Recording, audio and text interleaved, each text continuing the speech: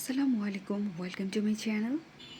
তোমরা অনেকেই realistic Apple কী করে কালার করতে হয় তার একটি ভিডিও চেয়েছো। তাই ভাবলাম আমি যেহেতু একটি স্টিল লাইফের ওয়াইল্ড প্যাস্টেল কালার করছি, তো এখান থেকে ফ্রুটসের রিয়েলিস্টিক কালারটা কেন তোমাদের সাথে শেয়ার করছি না, এটা ভেবেই ভিডিওটি করা।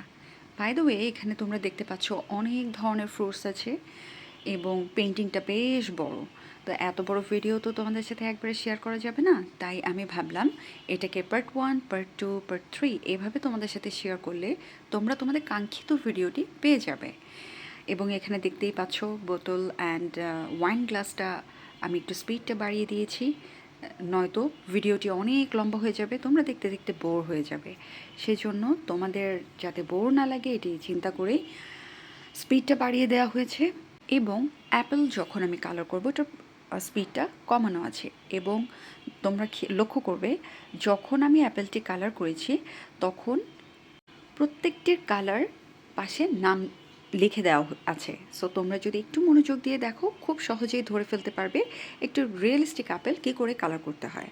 বাই দ্য ওয়ে, ভিডিওটি দেখতে দেখতে আমার চ্যানেলটিকে কষ্ট করে একটু সাবস্ক্রাইব করে দিও এবং লাইক কমেন্ট দিয়ে পাশে থেকো। বাই দ্য ওয়ে, ভিডিওটি হতে হতে তোমাদের সাথে আজকে কিছু কথা শেয়ার করব।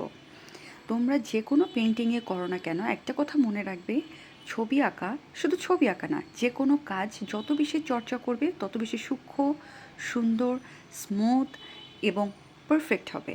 সো তোমরা যে কোনো ছবি আঁকতে চাও না কেন, সর্বপ্রথম তোমাদেরকে খুব ভালো করে দেখতে হবে ছবিটির প্রপোর্শন, ছবিটির কোথায় লাইট পড়েছে, কোথায় ডার্ক পড়েছে, কোথায় কী ধরনের কালার টিউনিং আছে, এগুলোকে খুব ভালো করে লক্ষ্য করলে তোমরা যে কোনো ছবি খুব ইজিলি ড্র করতে পারবে।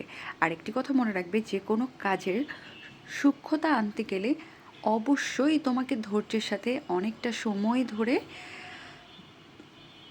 ওই কাজটাকে করে যেতে হবে, অন্যথায় সে কাজটা কখনোই সূক্ষ্ম হবে না। সেটা ছবি আঁকা বলো, পড়ালেখা বলো, যে কোনো কাজ বলো।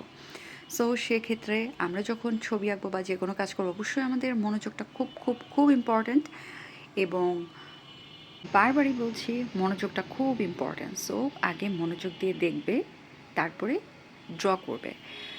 আর যে কোনো ছবি আঁকার ক্ষেত্রেই আগে অনেকটা সময় ধরে ভালো করে ছবিটা দেখবে, তারপরে কাজটা শুরু করবে এবং ধৈর্যের সাথে আস্তে আস্তে করবে।